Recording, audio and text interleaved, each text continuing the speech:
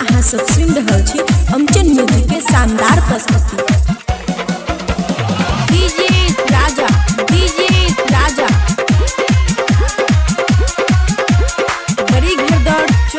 बड़ी घरदौड़ चौक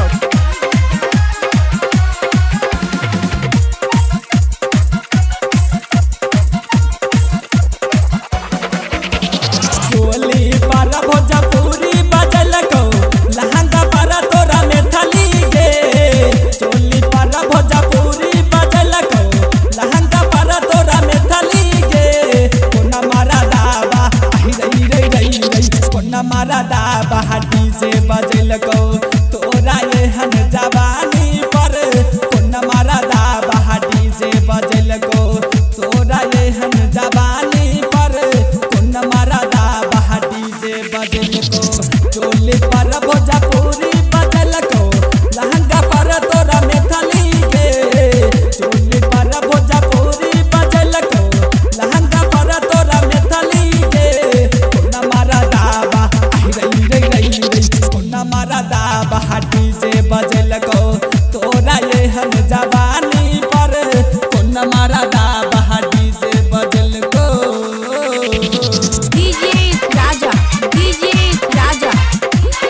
खुशी recording studio बलुआहा। बड़ी घरदौड़ चौक गे होठा के लाली गसाले बुझाई छो। तोरी तोहरा वझारा ले लगाई छो।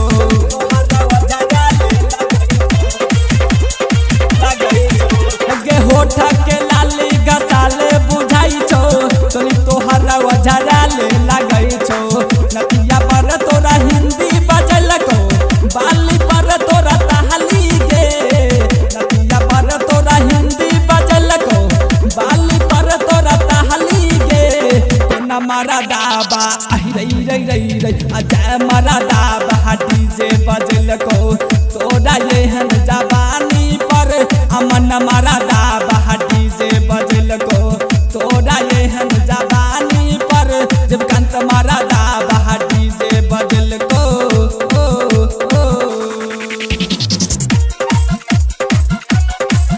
खुशी रिकॉर्डिंग स्टूडियो बलुआहा। डीजे राजा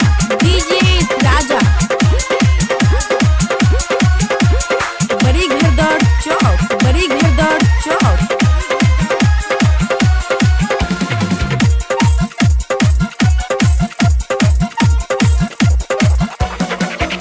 के सारी तोहर भी जाले लगई छो।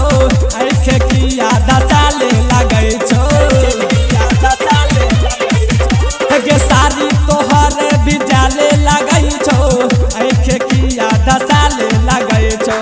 कासिमपुर में तोहरा नचल को ललको खूबे सहरसा में। कासिमपुर में तोहरा नचल को ललको खूबे सहरसा में। कोना मारा दाबा रई कोना मारा दाबा डीजे बजल को तोरा ये हन जवानी पर। अजय मारा दाबा डीजे बजल को तोरा ये हन जवानी पर। जब कंत मारा दाबा डीजे बजल को।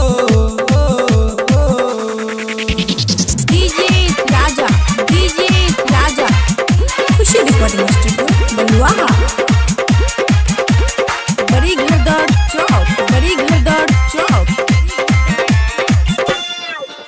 गे देह तोहर सुखाले बुझाई छो।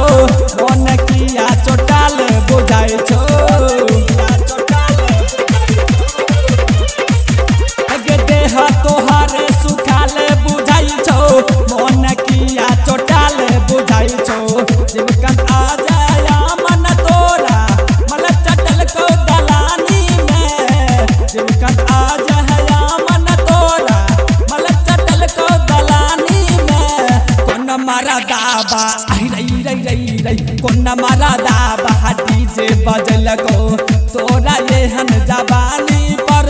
अर्जुन मारा दाबा डीजे बजल को तोरा ये हन जवानी पर। कोना मारा दाबा डीजे बजल को तोरा ये हन जवानी पर। चोली पर भोजपुरी बजल को लहंगा पर तोरा